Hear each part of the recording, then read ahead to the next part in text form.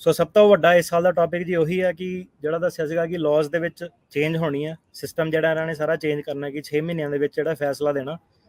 ਸੋ ਪਹਿਲਾਂ ਵੀ ਆਪਾਂ ਡਿਸਕਸ਼ਨ ਕੀਤੀ ਸੀਗੀ, ਵੀਡੀਓਜ਼ ਵਗੈਰਾ ਵੀ ਆਈਆਂ ਉਹਦੀਆਂ ਕਾਫੀ ਲੋਕਾਂ ਨੇ। ਤਾਂ ਹੁਣ ਇਹ ਸੀਗਾ ਕਿ ਲੋਕੀ ਪੁੱਛਦੇ ਸੀਗੇ ਕਿ ਯਾਰ ਇਹ ਲਾਗੂ ਕਦੋਂ ਹੋਣਾ, ਮੇਰੇ ਤੇ ਲਾਗੂ ਹੋਣਾ ਕਿ ਨਹੀਂ ਹੋਣਾ। ਇਹ ਇੰਟਰਿਮ ਫਾਈਨਲ ਰੂਲ ਜਿਹੜਾ ਸੀਗਾ ਅਸਾਲਮ ਦਾ, ਜਿਹੜਾ ਵੇਟ ਟਾਈਮ ਉਹਨੂੰ ਘਟਾ ਦਿੰਦਾ ਕਿ 6 ਮਹੀਨੇ ਦੇ ਵਿੱਚ ਫੈਸਲਾ ਜਿਹੜਾ ਕੇਸ ਨਿਪਟਾ ਦੇਣਾ ਅਸਾਲਮ ਆਫਿਸ ਤੇ ਇਮੀਗ੍ਰੇਸ਼ਨ ਕੋਰਟ ਦੇ ਵਿੱਚ। ਇਹ ਜਿਹੜਾ ਰੂਲ ਹੈਗਾ ਇਹ ਹੁਣ ਇਫੈਕਟ ਹੋਣ ਜਾ ਰਿਹਾ, ਇਮੀਗ੍ਰੇਸ਼ਨ ਨੇ ਅਨਾਉਂਸ ਕਰਤਾ। ਫੁੱਲੀ ਨਹੀਂ ਇਫੈਕਟ ਹੋਣਾ, ਕੁਝ ਹਿੱਸਿਆਂ 'ਚ ਇਫੈਕਟ ਹੋਊਗਾ, ਪਰ ਇਹ ਰੂਲ ਉਹਨਾਂ ਨੇ ਲਾਗੂ ਕਰਤਾ ਹੁਣ ਤੋਂ। ਠੀਕ ਹੈ। ਸੋ ਚਲੋ ਅੱਜ ਆਪਾਂ ਇਸ ਦੇ ਬਾਰੇ ਸੋਤਿਓ ਗੱਲਬਾਤ ਜਿਹੜੀ ਉਹ ਕਰਾਂਗੇ। ਜੇ ਤੁਸੀਂ ਐਕਸਪਲੇਨ ਕਰੋ ਬਰੀਫਲੀ ਕੀ ਕਹਿੰਦਾ ਹੈ ਇਹ ਰੂਲ। ਇਹ ਜੀ ਰੂਲ ਇਨ ਸ਼ਾਰਟ ਇਹਦੀਆਂ ਦੋ ਮੇਜਰ ਪ੍ਰੋਵੀਜ਼ਨਾਂ। ਪਹਿਲੀ ਤਾਂ ਇਹ ਕਿ 21 ਤੋਂ 45 ਦਿਨ ਦੇ ਵਿੱਚ ਕਹਿੰਦਾ ਜਿਹੜਾ ਅਸਾਲਮ ਆਫਿਸ ਆ ਉਹਨੇ, ਜਦੋਂ ਤੁਸੀਂ ਬਿਆਨ ਆਪਣੇ ਪਾਸ ਕਰ ਗਏ ਤਾਂ ਤੁਹਾਨੂੰ ਅਸਾਲਮ ਆਫਿਸ ਦੇ ਵਿੱਚ ਇੱਕ ਮੈਰਿਟਸ ਇੰਟਰਵਿਊ ਆਊਗੀ। ਇਹ ਨਵਾਂ ਪ੍ਰੋਸੀਜਰ ਹੈ ਇਹਨਾਂ ਦਾ ਕਿ 21 ਤੋਂ 45 ਦਿਨ ਦੇ ਵਿੱਚ ਅਸਾਲਮ ਆਫਿਸ ਨੇ ਤੁਹਾਨੂੰ ਇੰਟਰਵਿਊ ਦੇਣੀ ਆ ਤੇ ਉਹਨਾਂ ਨੇ ਤੁਹਾਡੇ ਕੇਸ ਦਾ ਫੈਸਲਾ ਪਾਸ ਜਾਂ ਫੇਲ ਕਰਨਾ। ਜੇ ਅਸਾਲਮ ਆਫਿਸ ਨੇ ਤੁਹਾਡਾ ਕੇਸ ਗ੍ਰਾਂਟ ਕਰਤਾ ਤਾਂ ਤੁਹਾਨੂੰ ਉੱਥੇ ਹੀ ਅਸਾਲਮ ਮਿਲ ਜੂਗੀ। ਜੇ ਤੁਹਾਡਾ ਉਹਨਾਂ ਨੇ ਕੇਸ ਫੇਲ ਕਰਤਾ ਤਾਂ 90 ਦਿਨ ਦੇ ਅੰਦਰ ਅੰਦਰ ਇਮੀਗ੍ਰੇਸ਼ਨ ਜੱਜ ਮੂਹਰੇ ਤੁਹਾਡਾ ਕੇਸ ਜਾਊਗਾ। ਤਾਂ ਜਿੱਦਾਂ ਨਾਰਮਲੀ ਹੁਣ ਕਈ ਸਾਲ ਲੱਗਦੇ ਸੀ, ਉਹੀ ਵਾਲਾ ਫੈਸਲਾ ਹੁਣ ਤੁਹਾਡਾ 90 ਦਿਨ ਦੇ ਵਿੱਚ ਹੋਊਗਾ। ਸੋ ਇਹ ਸਾਰਾ ਕੁਝ ਬਿਲਕੁਲ ਨਵੇਂ ਕੇਸਾਂ ਦੇ ਉੱਤੇ। ਪੁਰਾਣੇ ਜਿਹੜੇ ਚੱਲ ਰਹੇ ਆ ਉਹ ਆਪਣੀ ਉਸੇ ਰਫ਼ਤਾਰ ਦੇ ਨਾਲ ਹੀ ਉਹ ਤੋਂ ਵੀ ਸਲੋ ਹੀ ਚੱਲਣਗੇ। ਪੁਰਾਣੇ ਵਾਲੇ ਸਲੋ ਹੀ ਚੱਲੂਗੇ, ਉਸੇ ਸਪੀਡ ਨਾਲ ਚੱਲੂਗੇ। ਸਿਰਫ ਜਿਹੜੇ ਨਵੇਂ ਕੇਸ ਆ ਮਈ 31, ਲੋਕੀ ਪਹਿਲਾਂ ਤਰੀਕ ਪੁੱਛਦੇ ਸੀ ਕਿਹੜੀ ਹੈ, ਮਈ 23 ਸੀਗੀ ਪਹਿਲਾਂ, ਹੁਣ ਮਈ 31 ਕਰਤੀ। ਮਈ 31 ਤੋਂ ਬਾਅਦ ਜਿਹੜੇ ਕੇਸ ਜਿਹੜੇ ਬੰਦੇ ਇਹਨਾਂ ਦੇ ਹੱਥ ਲੱਗੂਗੇ ਉਹਨਾਂ ਤੇ ਇਹ ਜਿਹੜਾ ਨਵਾਂ ਰੂਲ ਆ ਉਹ ਲਾਗੂ ਹੋਊਗਾ ਜੀ। ਸੋ ਇਹ ਜਿਹੜਾ IFR ਆ, ਇੰਟਰਮ ਫਾਈਨਲ ਰੂਲ ਆ, ਇਹ USCIS ਨੂੰ ਕੀ ਜਿਹੜੇ ਕਹਿ ਲਓ ਵੀ ਪਾਵਰਸ ਜਿਹੜਾ ਉਹ ਦੇ ਰਿਹਾ ਆ, ਕੀ ਮਕੈਨਿਕਸ ਆ ਇਸ ਪੂਰੇ ਰੂਲ ਦੇ ਤੇ ਕਿੱਥੇ ਕਿੱਥੇ ਲਾਗੂ ਕਰੂਗੇ। ਸੋ ਸਭ ਤੋਂ ਪਹਿਲਾਂ ਤਾਂ ਜਦੋਂ ਬੰਦਾ ਬਾਰਡਰ ਟੱਪਦਾ ਅਸਾਲਮ ਆਫਿਸਰ ਦੇ ਮੂਹਰੇ ਜਾਂਦਾ ਸੀਗਾ, ਸੋ ਉਹ ਚੀਜ਼ ਸੇਮ ਹੀ ਆ, ਉਹਦੇ ਵਿੱਚ ਕੋਈ ਬਦਲਾਵ ਨਹੀਂ ਹੋਇਆ, ਉਹ ਉੱਦਾਂ ਹੀ ਚੱਲੂਗੀ। ਕ੍ਰੈਡੀਬਲ ਫੇਅਰ ਇੰਟਰਵਿਊ ਜਿਹਨੂੰ ਬਿਆਨ ਕਿਹਾ ਜਾਂਦਾ, ਉਹ ਬਿਆਨ ਉਹਨਾਂ ਨੂੰ ਦਿਓਗੇ। ਜੇ ਬਿਆਨ ਇਹਦੇ ਫੇਲ ਹੋ ਜਾਂਦੇ ਆ ਤਾਂ ਫਿਰ ਇਹ ਇਮੀਗ੍ਰੇਸ਼ਨ ਜੱਜ ਮੂਹਰੇ ਰੈਫਰ ਕਰ ਦਿੱਤਾ ਜਾਂਦਾ ਸੀਗਾ ਤੇ ਇਮੀਗ੍ਰੇਸ਼ਨ ਜੱਜ ਜਿਹੜਾ ਸੀਗਾ ਇੱਕ ਮੌਕਾ ਉਹਨਾਂ ਨੂੰ ਜਿਹੜਾ ਸੀਗਾ ਹੋਰ ਮਿਲਦਾ ਸੀਗਾ, ਹੈ ਨਾ। ਸੋ ਅੱਜ ਦੀ ਡੇਟ ਦੇ ਵਿੱਚ ਕੀ ਸੀਗਾ ਕਿ ਜਦੋਂ ਬੰਦਾ ਆਪਣੇ ਬਿਆਨ ਪਾਸ ਕਰ ਜਾਂਦਾ ਸੀਗਾ ਤਾਂ ਉਹਨੂੰ ਇਮੀਗ੍ਰੇਸ਼ਨ ਜੱਜ ਮੂਹਰੇ ਰੈਫਰ ਕਰ ਦਿੱਤਾ ਜਾਂਦਾ ਸਿੱਧਾ ਹੀ।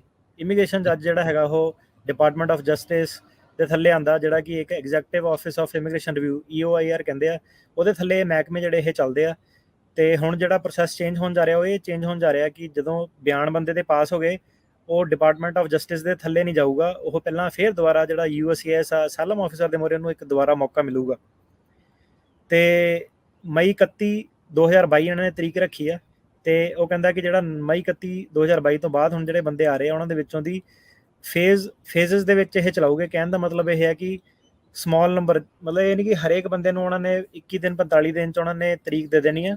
ਉਹ ਕਹਿੰਦੇ ਕਿ ਕੁਛ ਉਹਦੇ ਵਿੱਚੋਂ ਦੀ ਜਿਹੜੇ ਕੇਸਿਸ ਆ ਉਹਨਾਂ ਨੂੰ ਉਹ ਕਹਿ ਲਓ ਕਿ kind of like a pilot programme ਜਿਹੜਾ ਉਹ ਸ਼ੁਰੂ ਕਰੂਗੇ ਤੇ ਉਹਨਾਂ ਨੂੰ ਇਮੀਗ੍ਰੇਸ਼ਨ ਜੱਜ ਦੀ ਬਜਾਏ ਉਹਨੂੰ ਅਸਾਲਮ ਆਫਿਸ ਦੇ ਮੂਹਰੇ ਭੇਜੂਗੇ ਤੇ 21 ਤੋਂ 45 ਦਿਨ ਦੇ ਵਿੱਚ ਫੈਸਲਾ ਹੋ ਜਾਊਗਾ।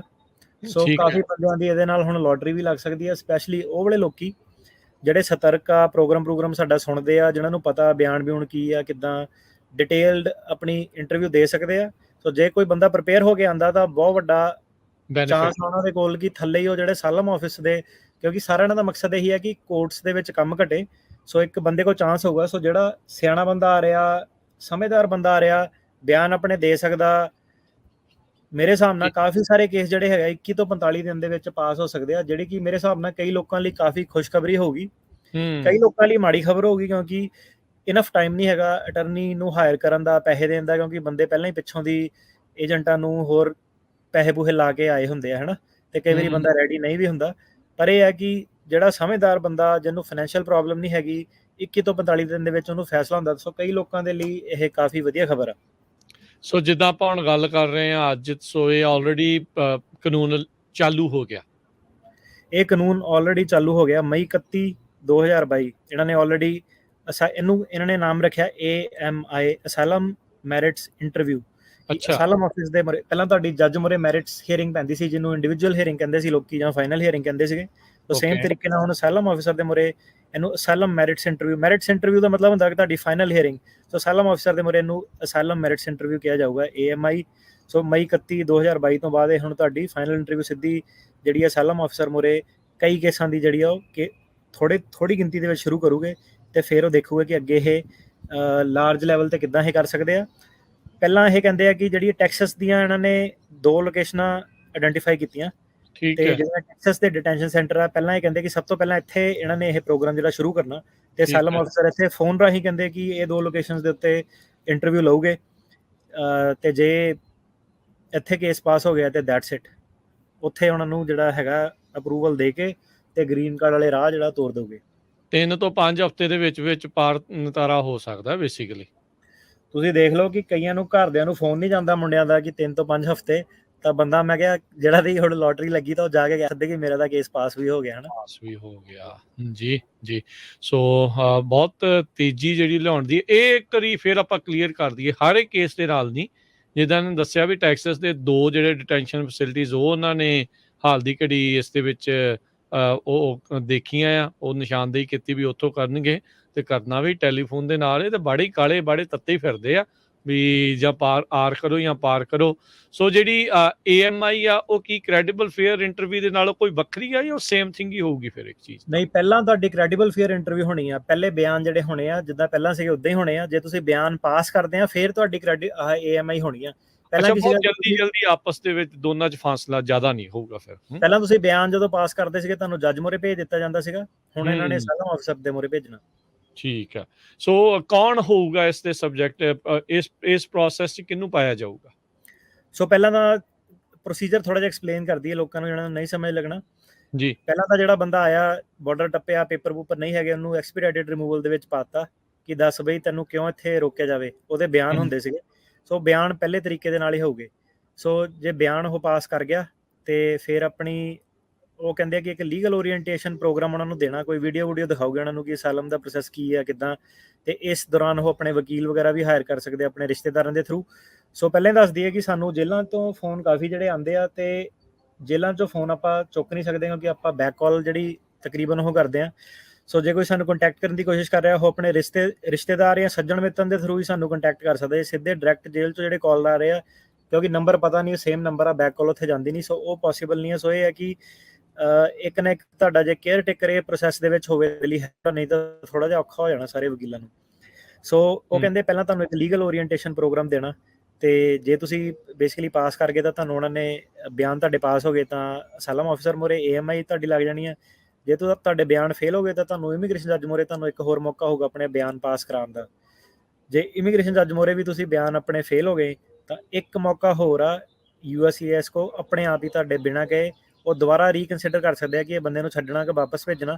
ਜੇ ਉਹਨਾਂ ਨੇ ਕਿਹਾ ਵਾਪਸ ਭੇਜਣਾ ਤਾਂ ਆਪਾਂ ਆਲਰੇਡੀ ਡਿਸਕਸ ਕਰ ਚੁੱਕੇ ਹਾਂ ਕਿ ਵਿਜੇ ਕੁਮਾਰ ਵਾਲਾ ਜਿਹੜਾ ਵਿਜੇ ਕੁਮਾਰ ਥੇਰਾਸਿਗੀਅਮ ਦਾ ਜਿਹੜਾ ਸੁਪਰੀਮ ਕੋਰਟ ਦਾ ਕੇਸ ਸੀਗਾ, ਉਹਦੇ ਥੱਲੇ ਉੱਤੇ ਜਾ ਕੇ ਰਿਵਿਊ ਨਹੀਂ ਹੋ ਸਕਦਾ ਦੂਸਰੀ ਅਦਾਲਤਾਂ ਦੇ ਵਿੱਚ। ਜੁਡੀਸ਼ੀਅਲ ਰਿਵਿਊ ਦਾ ਜਿਹੜਾ ਰਸਤਾ ਸੀਗਾ ਉਹ ਬੰਦ ਕਰਤਾ ਵਿਜੇ ਕੁਮਾਰ ਦੇ ਕੇਸ ਨੇ। ਸੋ ਜੇ ਤੁਹਾਡਾ ਬਿਆਨ ਤੁਹਾਡੇ ਫੇਲ ਹੋ ਗਏ ਤੇ ਇਮੀਗ੍ਰੇਸ਼ਨ ਜੱਜ ਨੇ ਤੁਹਾਡੇ ਬਿਆਨ ਫੇਲ ਕਰਤੇ, ਤੁਹਾਡੀ ਗੇਮ ਓਵਰ ਆ, ਕੁਛ ਤੁਹਾਨੂੰ ਕੋਈ ਨਹੀਂ ਬਚਾ ਸਕਦਾ। ਤੇ ਜਿਹੜਾ ਲਾਸਟ ਟਾਈਮ ਆਪਾਂ ਪਟੇਲ ਵਾਲਾ ਕੇਸ ਕੀਤਾ ਸੀ, ਉਹ ਵੀ ਕਿਤੇ ਇਸ ਦੇ ਉੱਤੇ ਆ ਜਾਊਗਾ ਵੀ ਜੇ ਕਿਤੇ ਬਾਈ ਚਾਂਸ ਹਰ ਥਾਂ ਤੋਂ ਇਦਾਂ ਫੇਲ ਆ ਰਿਵਿਊ ਵਗੈਰਾ ਜਿਹੜਾ ਵੀ ਉਹਦੇ ਅੰਦਰ ਸੀਗਾ? ਜਿਹੜੇ ਬਿਆਨ ਫੇਲ ਵਾਲੇ ਦਾ ਦਰਵਾਜ਼ਾ ਵਿਜੇ ਕੁਮਾਰ ਦੇ ਕੇਸ ਨੇ ਬੰਦ ਕਰਤਾ। ਜਿਹੜਾ ਪਟੇਲ ਦਾ ਕੇਸ ਸੀਗਾ, ਪਟੇਲ ਵਾਲੇ ਦੇ ਕੇਸ ਨੇ ਦਰਵਾਜ਼ਾ ਇਹ ਬੰਦ ਕੀਤਾ ਕਿ ਜਿਹੜੇ ਫੈਕਟਸ ਹੈਗੇ ਆ ਉਹ ਇਮੀਗ੍ਰੇਸ਼ਨ ਜੱਜ ਨੇ ਭਾਵੇਂ ਗਲਤ ਜਾਂ ਸਹੀ ਜਿੱਦਾਂ ਵੀ ਡਿਸਾਈਡ ਕੀਤੇ ਆ, ਜਿਹੜੇ ਸਰਕਿਟ ਕੋਰਟ ਆ ਉਹ ਫੈਕਟਸ ਦੁਆਰਾ ਤੁਹਾਡੇ ਡਿਸਾਈਡ ਨਹੀਂ ਕਰ ਸਕਦਾ। ਸੋ ਜੇ ਜੱਜ ਨੇ ਕਿਹਾ ਕਿ ਨਹੀਂ ਇਹਦੇ ਇਦਾਂ ਸੀਗੇ, ਇਹ ਬੰਦਾ ਗਲਤ ਆ, ਮੈਨੂੰ ਉਹਦਾ ਡਿਮੀਨਰ ਸਹੀ ਨਹੀਂ ਲੱਗਦਾ, ਤੇ ਉਹਦੇ ਵਿੱਚ ਜਿਹੜੀ ਜੱਜ ਦੀ ਸੇ ਆ ਉਹ ਫਾਈਨਲ ਹੋਊਗੀ। ਸੋ ਜਿਹੜਾ ਪਟੇਲ ਦਾ ਕੇਸ, ਜਿਹੜਾ ਵਿਜੇ ਕੁਮਾਰ ਦਾ ਕੇਸ ਆ, ਉਹ ਉੱਪਰਲੀ ਅਦਾਲਤ ਦੇ ਵਿੱਚ ਕੇਸ ਜਾਣ ਤੋਂ ਰੋਕਦਾ। ਜਿਹੜਾ ਪਟੇਲ ਦਾ ਕੇਸ ਆ ਉਹ ਉੱਪਰਲੀ ਅਦਾਲਤ ਦੇ ਵਿੱਚ ਕੇਸ ਜਾਣ ਤੋਂ ਨਹੀਂ ਰੋਕਦਾ, ਉਹ ਉੱਪਰਲੀ ਅਦਾਲਤ ਕੀ ਚੀਜ਼ ਤੇ ਫੈਸਲਾ ਕਰ ਸਕਦੀ ਹੈ ਨਹੀਂ ਕਰ ਸਕਦੀ ਉਹਨੂੰ ਡਿਫਾਈਨ ਕਰਦਾ। ਸੋ ਦੋ ਅਲੱਗ-ਅਲੱਗ ਕੇਸ ਆ, ਦੋਨੋਂ ਹੀ ਬੇਸਿਕਲੀ ਮਾੜੇ ਫੈਸਲੇ ਆ ਆਪਣੇ ਪੰਜਾਬੀ ਕੇਸਾਂ ਦੇ ਲਈ।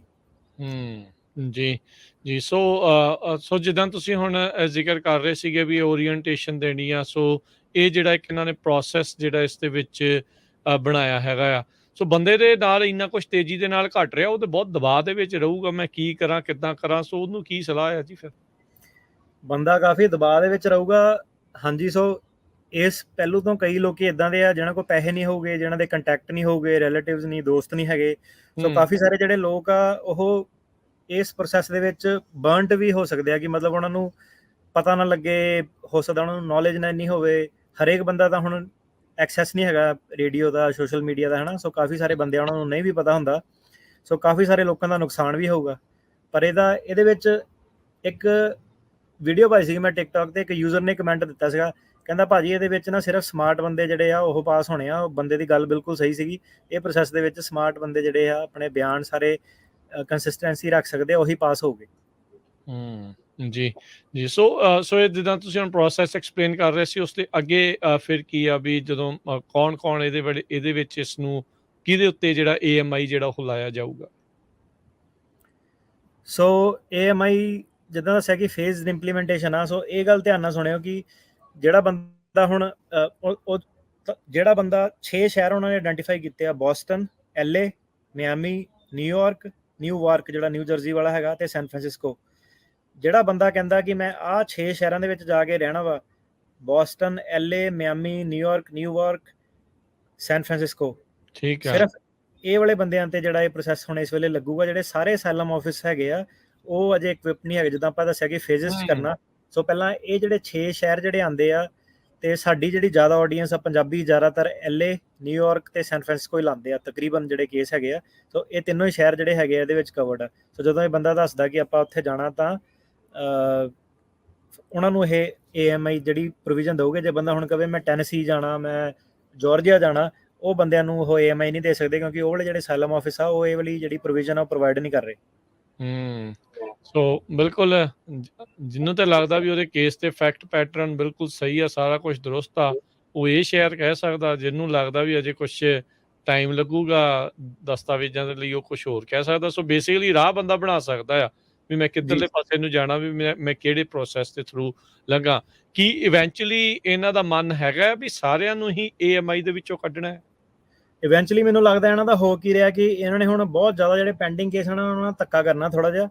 ਕੀ ਹੋ ਰਿਹਾ ਕਿ ਇੰਡੀਵਿਜੂਅਲ ਹੀਅਰਿੰਗ ਆ ਰਹੀ, ਮਾਸਟਰ ਹੀਅਰਿੰਗ ਆ ਰਹੀ, ਸਿੱਧਾ ਹੀ ਜਿਹੜੇ ਬੈਕ ਟੂ ਬੈਕ। ਉਦਣ ਦੱਸਦਾ ਸੀ ਬੰਦਾ, ਕਲਾਇੰਟ ਦੱਸਿਆ, ਉਹਨੇ ਸਾਨੂੰ ਅਪੀਲ ਲਈ ਹਾਇਰ ਕੀਤਾ, ਕਹਿੰਦਾ ਮੇਰੀ ਤਰੀਕ ਸੀਗੀ LA, ਕਹਿੰਦਾ ਜੱਜ ਨੂੰ ਕਹਿੰਦਾ ਪਤਾ ਨਹੀਂ ਕੀ ਹੋਇਆ, ਕਹਿੰਦਾ ਸਾਰੇ ਕਹਿੰਦਾ 10 ਕਹਿੰਦਾ ਮੇਰੇ ਤੋਂ ਅੱਗੇ ਵਾਲੇ ਜਿੰਨੇ ਕੇਸ ਸੀਗੇ ਚੱਲ ਡਿਸਮਿਸ PD ਆ ਗਈ, ਡਿਸਮਿਸ ਕੋਈ ਗੱਲ ਨਾ ਸੁਣੇ, ਕਹਿੰਦਾ ਜਾਓ ਦੁਬਾਰਾ, ਕਹਿੰਦਾ ਥੱਲੇ ਜਾਓ ਫਾਈਲ ਕਰੋ, ਉੱਪਰ ਜਾਓ ਫਾਈਲ ਕਰੋ, ਕਹਿੰਦਾ ਮੇਰੀ ਹੈਡੇਕ ਨਹੀਂ ਹੈਗੀ, ਕਹਿੰਦਾ ਗੱਲ ਸੁਣੇ ਹੀ ਨਾ, ਕਹਿੰਦਾ ਸਿੱਧੇ ਚੱਕ ਕੇ ਡਿਸਮਿਸ ਹੋਏ। ਇਹ ਹੈ ਕਿ 1.5 ਮਿਲੀਅਨ ਕੇਸ ਪੈਂਡਿੰਗ ਆ, 10 ਸਾਲ ਤੋਂ ਕੋਈ ਲੋਕੀ ਵੇਟ ਕਰ ਰਹੇ ਆ। ਪਰ ਇਦਾਂ ਕਿ ਠੀਕ ਆ ਲੋਕੀ ਵੇਟ ਕਰ ਰਹੇ ਆ, ਪਰ ਲਾਅ ਆ ਜੇ ਤੁਹਾਡੀ ਉਹਨਾਂ ਦੇ ਹੱਥ ਦੇ ਵਿੱਚ ਆ।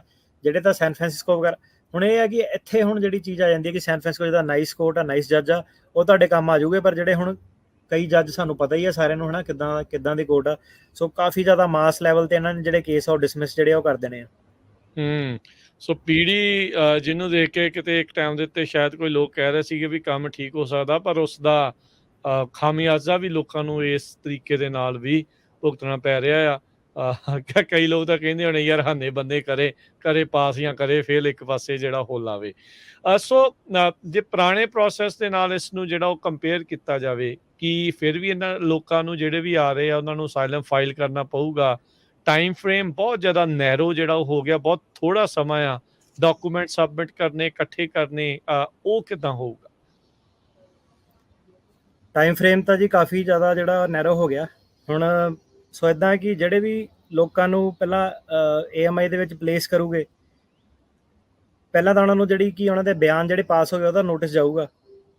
ਤੇ ਜੇ ਉਹਨਾਂ ਦੇ ਬਿਆਨ ਇੱਕ ਵਾਰੀ ਪਾਸ ਹੋ ਗਏ, ਉਹਨਾਂ ਨੇ ਕਿਹਾ ਕਿ ਜਦੋਂ ਬਿਆਨ ਉਹਨਾਂ ਦੇ ਪਾਸ ਹੁੰਦੇ ਆ ਉਹ ਆਟੋਮੈਟਿਕਲੀ ਅਸਾਈਲਮ ਐਪਲੀਕੇਸ਼ਨ ਦੇ ਵਿੱਚ ਕਨਵਰਟ ਹੋ ਜਾਊਗੇ। ਉਹਦਾ ਮਤਲਬ ਇਹ ਨਹੀਂ ਹੈਗਾ ਕਿ ਉਹਨਾਂ ਨੂੰ ਦੁਬਾਰਾ 589 ਐਪਲੀਕੇਸ਼ਨ ਜਿਹੜੀ ਫਾਈਲ ਕਰਨੀ ਪੈਣੀ ਹੈ।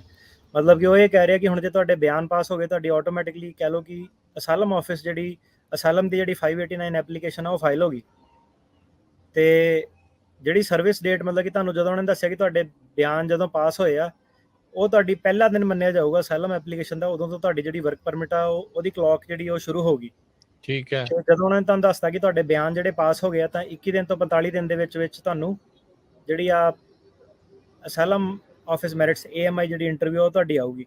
ਇਹਦੇ ਨਾਲ ਉਹ ਇਹ ਕਹਿ ਰਿਹਾ ਕਿ ਇਹ ਲੋਕਾਂ ਨੂੰ ਇਹ ਕੋਈ ਨਾ ਕੋਈ GPS ਜਾਂ ਫੋਨ ਦੀ ਜਿਹੜੀ ਐਪ ਵਗੈਰਾ ਪਾ ਕੇ ਉਹਨੂੰ ਛੱਡ ਸਕਦੇ ਆ, ਤਾਂ ਕਿ ਉਹ ਆਪਣੀ ਕੰਪਲਾਇੰਸ ਕਰਨ, ਰਿਪੋਰਟਿੰਗ ਵਗੈਰਾ ਇੰਟਰਵਿਊ ਦੇਣ, ਤਾਂ ਹੀਅਰਿੰਗ ਆ ਕੇ ਦੇਣ ਕਿ ਗੈਪ ਨਾ ਹੋਣ।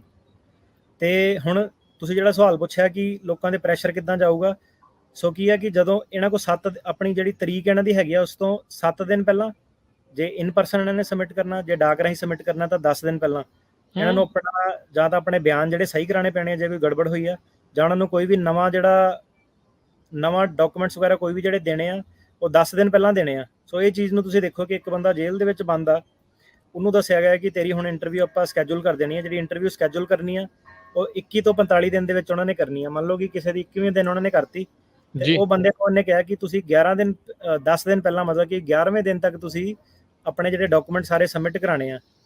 ਸੋ ਹੂੰ 11ਵੇਂ ਹੁਣ 11 ਦਿਨ ਬਚੇ ਓਕੋ ਤੇ ਵਕੀਲ ਕੋ ਕੰਮ ਕਰਨ ਲਈ, ਮਤਲਬ ਕਿ ਉਹ 11 ਦਿਨ ਦੇ ਵਿੱਚ ਉਹਨੇ ਵਕੀਲ ਲੱਭਣਾ, ਆਪਣੇ ਡਾਕੂਮੈਂਟ ਸਬਮਿਟ ਕਰਾਣੇ, ਇੰਡੀਆ ਤੋਂ ਆਪਣੇ ਐਫੀਡੈਵਿਟ ਮੰਗਾਣੇ ਆ।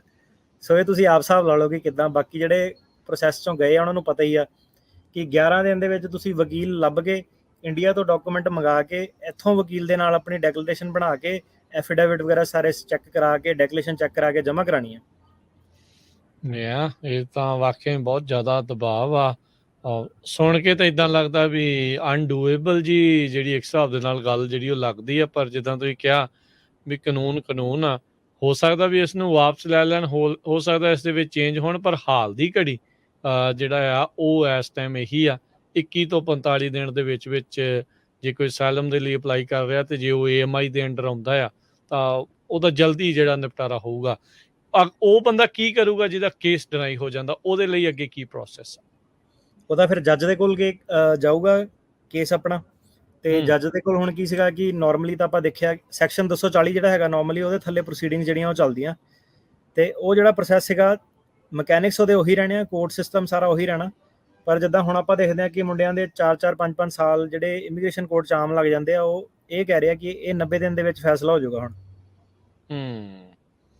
ਜੀ ਜੀ। ਸੋ ਤੇ ਆਪਾਂ ਨਾਲੇ ਵੀ ਦੱਸਦੇ ਜੀਏ ਕਿ ਜਿਹੜੇ ਡਾਕਟ, ਮਤਲਬ ਕਿ ਜਿਹੜਾ ਜੱਜ ਦਾ ਸਕੈਜੂਲ ਕੀ ਹੈ ਕਿ ਜਿਹੜੇ 6 ਸ਼ਹਿਰ ਆਪਾਂ ਉੱਪਰ ਦੱਸੇ ਆ, ਇਹਦੇ ਜਿਹੜੇ ਜੱਜ ਹੈਗੇ ਇਹਨਾਂ ਦੇ ਡਾਕਟ ਇਹਨਾਂ ਨੇ ਹੁਣ ਕਲੀਅਰ ਕਰਨੇ ਆ। ਤੇ ਇਹ ਆਪਾਂ ਦੇਖ ਰਹੇ ਹਾਂ ਕਿ ਨਿਊਯਾਰਕ ਦੇ ਵਿੱਚ, ਸੈਨ ਫਰਾਂਸਿਸਕੋ ਦੇ ਵਿੱਚ ਕਾਫੀ ਜ਼ਿਆਦਾ ਇਹਨਾਂ ਨੇ ਨਵੇਂ ਜਿਹੜੇ ਜੱਜ ਆ ਉਹ ਵੀ ਭਰਤੀ ਕੀਤੇ ਆ।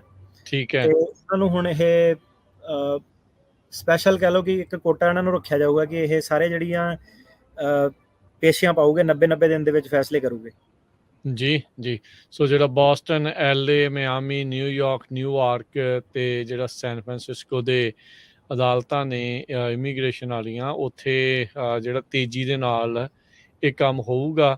ਤੇ ਕੰਮ ਵੀ ਇਹਨਾਂ ਨੇ ਹੁਣ ਜੱਜ ਦੀ ਬਜਾਏ ਥੱਲੇ ਹੀ ਜਿਹੜਾ ਉਹ ਰੱਖ ਲਿਆ USCIS ਨੇ, ਕਾਈਂਡ ਆਫ ਆਪਣੇ ਕੋਈ ਜਿਹੜਾ ਉਹ ਤੇਜ਼ੀ ਜਿਹੜੀ ਉਸ ਦੇ ਵਿੱਚ ਕਰਨ ਦੀ ਜਿਹੜੀ ਉਹ ਹੈਗੀ ਆ। ਬਿਆਨ ਪਾਸ ਆ, AMI ਵਾਲਾ ਪਾਸ ਆ ਤਾਂ ਤੁਹਾਨੂੰ ਅਸਾਈਲਮ ਮਿੰਟੋ ਮਿੰਟੀ, ਨਹੀਂ ਤਾਂ ਮਿੰਟੋ ਮਿੰਟੀ ਬਾਹਰ ਦਾ ਜਿਹੜਾ ਉਹ ਰਾਹ। ਸੋ ਇਹਦਾ ਮਤਲਬ ਆ ਵੀ ਫਿਰ ਲੋਕਾਂ ਨੂੰ ਫਿਰ ਜਿਹੜੇ ਜਹਾਜ਼ ਭਰ ਕੇ ਜਾਣ ਵਾਲੀਆਂ ਖਬਰਾਂ ਆ ਉਹ ਵੀ ਤੇਜ਼ ਹੋਣਗੀਆਂ ਫਿਰ ਇਸ ਹਿਸਾਬ ਨਾਲ ਤਾਂ। ਕਿਉਂ ਦੇਖੋ ਹੁਣ ਇਦਾਂ ਕਿ ਜੇ ਬਿਆਨ ਉਹਦੇ ਫੇਲ ਹੋ ਗਏ, ਅਸਾਈਲਮ ਆਫਿਸਰ ਨੇ ਫੇਲ ਕਰਤਾ, ਤਾਂ ਜੱਜ ਕੋ ਜਾਊਗਾ, ਤੇ ਜੱਜ ਨੇ ਵੀ 90 ਦਿਨ, ਮਤਲਬ ਕਹਿਣ ਦਾ ਕਿ 6 ਮਹੀਨੇ ਦੇ ਵਿੱਚ ਬੰਦੇ ਦਾ ਕੰਮ ਉਹਨਾਂ ਨੇ ਨਿਪਟਾ ਦੇਣਾ ਜੱਜ ਦੇ ਲੈਵਲ ਤੇ। ਹੁਣ ਕੀ ਹੈ ਕਿ ਜੇ ਤੁਸੀਂ ਪੈਸੇ ਦੇਖੋ ਕਿ ਇੱਕ ਬੰਦੇ ਪਹਿਲਾਂ ਪੈਸੇ ਖਰਚ ਕੇ ਆਇਆ, ਅਸਾਈਲਮ ਆਫਿਸਰ ਦਾ ਜਿਹੜਾ ਪੈਸਾ 2-3 ਸਾਲ 'ਚ ਦਿੰਦਾ ਸੀ ਉਹਨੇ ਪਹਿਲਾਂ ਦਿੱਤਾ 21 ਦਿਨਾਂ ਦੇ ਵਿੱਚ। ਹੁਣ ਜੇ ਉਹ ਜੱਜ ਦਾ ਜਿਹੜਾ ਪੈਸਾ ਵਾ ਉਹ ਵੀ ਉਹਨੂੰ ਦੇਣਾ ਪੈ ਗਿਆ ਆਪਣਾ 90 ਦਿਨਾਂ ਦੇ ਅੰਦਰ। ਜੇ ਉੱਥੇ ਉਹ ਕੇਸ ਹਾਰ ਜਾਂਦਾ, ਫਿਰ ਬੋਰਡ ਆਫ ਇਮੀਗ੍ਰੇਸ਼ਨ ਅਪੀਲ ਉੱਥੇ ਆ ਗਿਆ। ਹੁਣ ਕਹਿਣ ਦਾ ਮਤਲਬ ਇਹ ਹੈ ਕਿ ਹੁਣ ਇੰਨੇ ਤਾਂ ਪੈਸੇ ਆਪਣਾ, ਜਦੋਂ ਈਵਨ ਜਿਹੜਾ ਬੰਦਾ ਚੰਗਾ ਖਾਸਾ ਕੰਮ ਕਰ ਰਿਹਾ ਉਹ ਵੀ ਨਹੀਂ ਇੰਨੇ ਪੈਸੇ ਦੇ ਸਕਦਾ। ਹੁਣ ਮੈਂ ਕਿਹਾ ਸਾਰਾ ਤਾਂ ਬੈਕ ਟੂ ਬੈਕ ਤਾਂ ਤੁਸੀਂ ਕਰ ਨਹੀਂ ਸਕਦੇ ਕਿ ਇੰਨੇ ਜ਼ਿਆਦਾ ਵਕੀਲ ਹਾਇਰ ਕਰ ਲੈਣੇ ਕਿ ਉੱਤੇ BIA, ਸਰਕਿਟ ਕੋਰਟ, ਮਹਿੰਗੇ ਪ੍ਰੋਸੈਸ ਆ।